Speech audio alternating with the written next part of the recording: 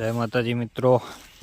તો આપણી વાડીએ ટમેટા વાયા છે અને જોઈ શકો છો તમે, નાની નાની એવી ટમેટીઓ કાચી પાકી છે, પણ આનો ટેસ્ટ બહુ ગજબ હોય છે।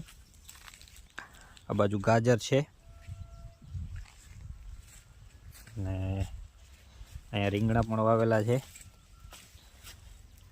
આ રીંગણાના ફૂલ થયા છે ને આ નજારો છે વાડીનો। આ ટમેટી તમે ખાઓ ને તો ખાવામાં બહુ ટેસ્ટી હોય। તમને રીંગણાનો છોડ બધું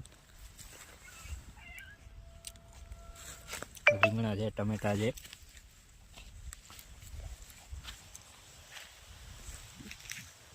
ને આ ગાજર છે,